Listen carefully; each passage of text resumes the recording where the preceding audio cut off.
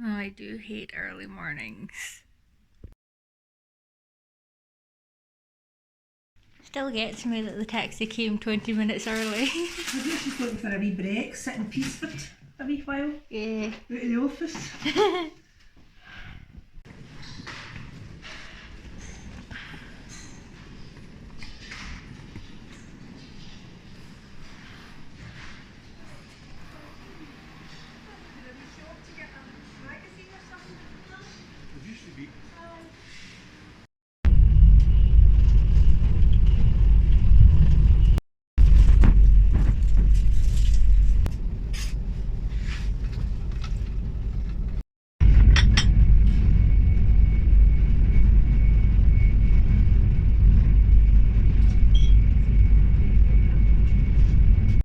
So are you saying that the place is just off the listings now? This is the site can't be reached, it's been taken down.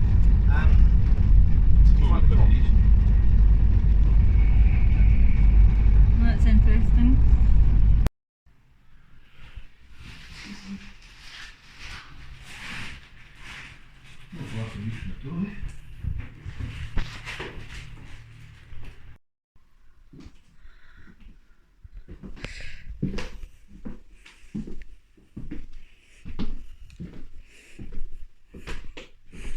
Did you notice it's the bathroom down the stair? Has a shower in it?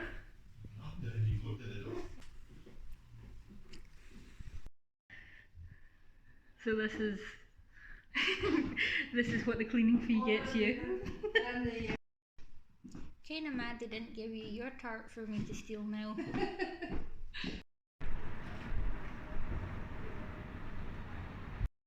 So we were told that was a half flight of stairs, and wow, it's a lot.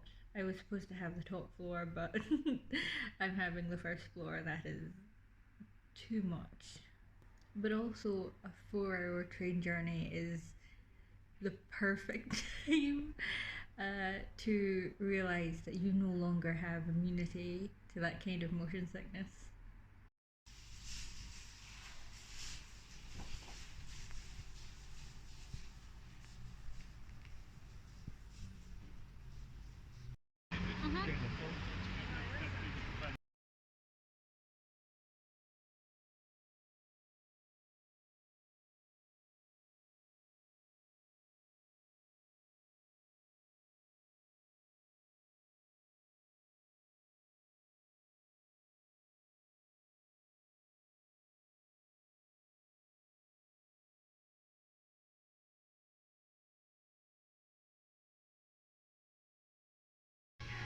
Yes, that's what it is, sesame. Oh, okay.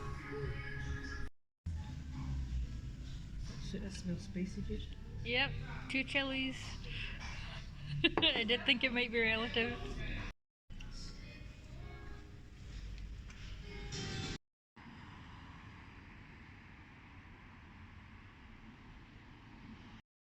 Hey, so this is my room.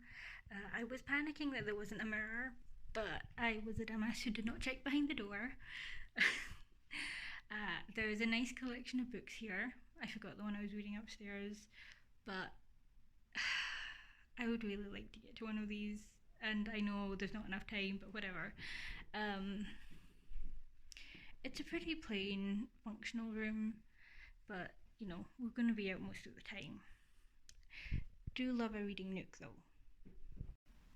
Mum did suggest that, you know, I get my hair re-dyed before we go on holiday because it's my birthday holiday. Um, Next time I'm just going to say no because, you know, you have to not stain anything, obviously. That'd be true wherever you go, but like, come on, the amount of time this takes to blow dry is just not worth it. And when you re-dye it, there's so much that comes out, it's not worth it. Again, though, I'm just not satisfied with the cleanliness of this place. It's not great. Also, like 5 minutes ago, I realised why that is a thing, and that I'm over the hall, and I don't feel safe in this room. It's not as bad as I thought it was gonna be, but the light is worse than is showing up on camera. Also, I can hear pigeons, which is very distracting.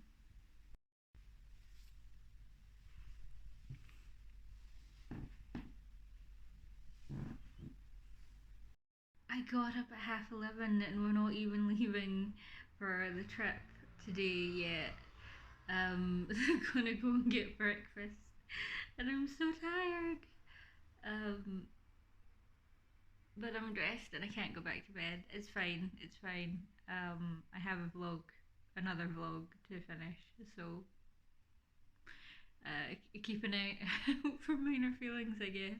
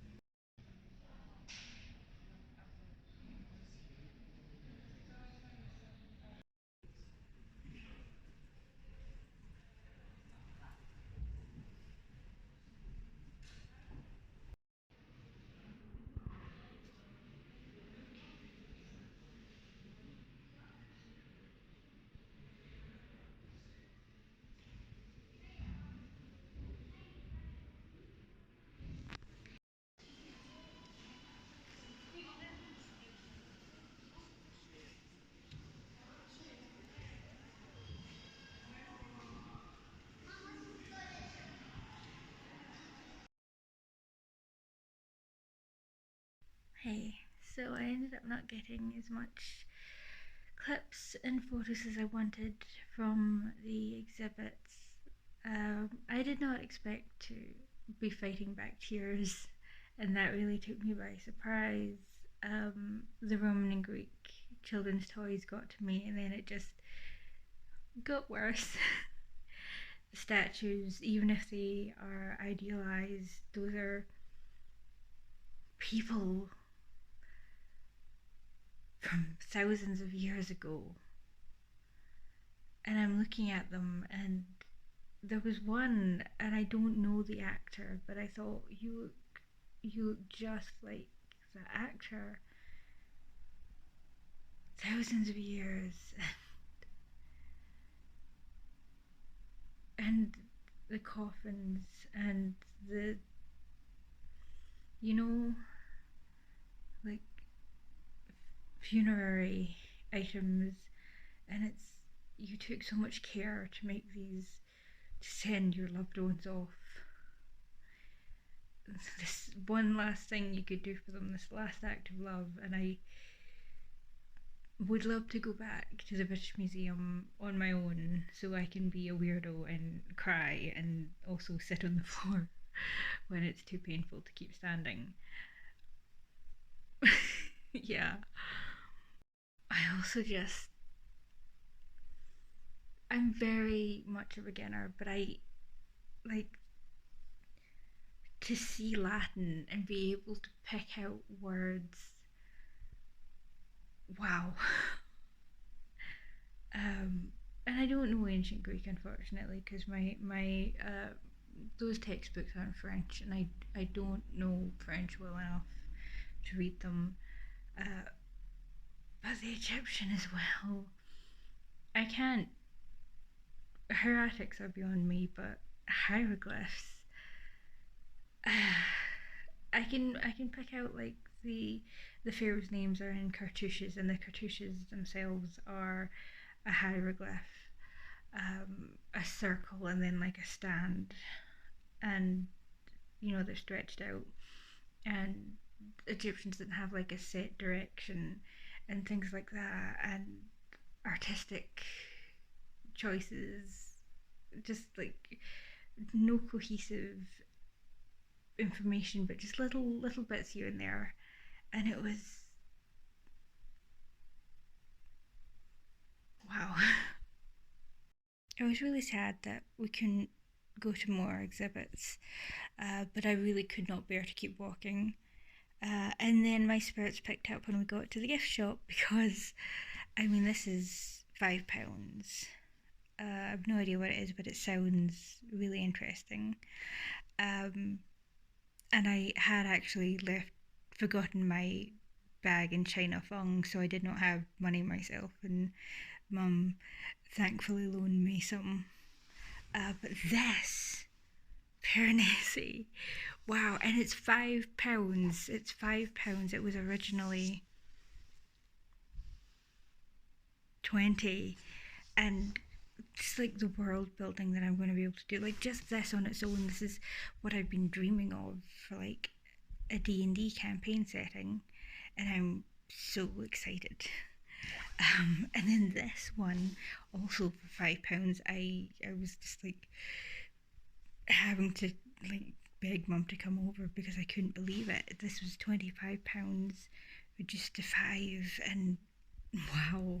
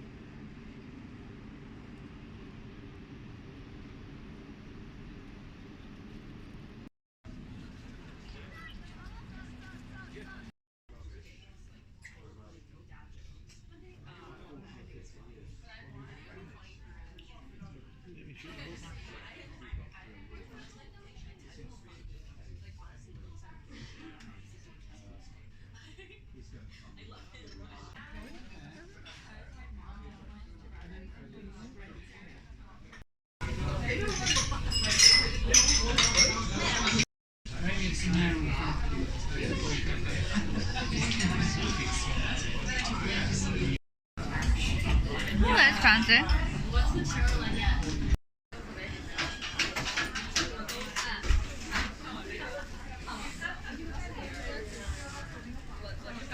Oh, Fancy slices it up too.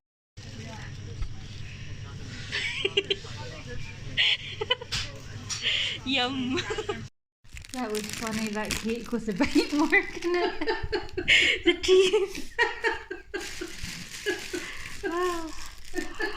And that's also like just amazing, the happy birthday one. Just picking up the happy birthday. Yeah. What a coincidence. You picked it, you later picked it up. Hello. Despite being very careful with my mask and all, I think I have got something which is not great. We're not having fun with that, but I got a lot of books and I want to show you. From the bookstore, I picked up the Globetrotter Victorian excursions in India, China, and Japan, which I've seen on their website and had my eye on for a few years and just never got around to getting it. And it was £10, and I'm so happy. I also picked up Russian Tales, Traditional Stories of Quests and Enchantments, illustrations by Dinara Mertalipova. Apologies for the pronunciation. The first book was Amy Miller. And then In Search of Amrit Kaur by Livia Manera Sambury. This is translated into English, and I don't know who by. And then lastly, Jungle Nama, another one that I was looking at on their website and was really excited about. I think this is by Amitabh Ghosh and illustrated by Salman Tour. Also, Amitabh Ghosh, I got really into like non-fiction books on climate, and he has a really, really good one. The translator is Todd Portnowitz.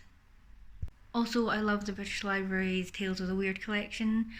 Special shout out to I Am Stone, which is Tales from R. Murray Gilchrist, and that was edited by Daniel Peterson. I know him not very well, but a little bit, and the work that was done in that is really good. There are some talks on YouTube about R. Murray Gilchrist by him, and I recommend checking them out. This is A Phantom Lover and Other Dark Tales by Vernon Lee, edited by Mike Ashley. There is on YouTube a talk about like queer authors, I think, of the 18th century. Vernon Lee was one of them, and it's really good. You should check it out. This is edited by Mike Ashley, who also did, I think, Queens of the Abyss, which I haven't made as much progress on as I wanted to, but that is also a really good collection. Here is Minor Hauntings, Chilling Tales of Spectral Youth, edited by Jen Baker. And I really just, I know I shouldn't be laughing at this, but it's yeah, it's a good cover. This one is The Horn God, Weird Tales of the Great God Pan, edited by Michael Wheatley, which is so creepy looking and amazing. This one is Doorway to Dilemma, Bewildering Tales of Dark Fantasy, edited by Mike Ashley again. Heavy Weather, Tempestuous Tales of Stranger Climes, edited by Kevin Manwaring. And that, I think, is the colour that is gorgeous. And the last one is Dangerous Dimensions, Mind-Bending Tales of the Mathematical Weird, and that really caught my attention, edited by Henry Bartholomew. Because it was 3 for 2, I got these 6 books for under £40, and also the British Library does have a stamp thing, and on your 10th stamp you get a book. As long as it's either under £20 or £15. So, having been to that exhibit, I picked up East Side Voices, Essays Celebrating East and Southeast Asian Identity in Britain. Hip hip. Hooray! Hip hip. Hooray! Hip hip. Hooray!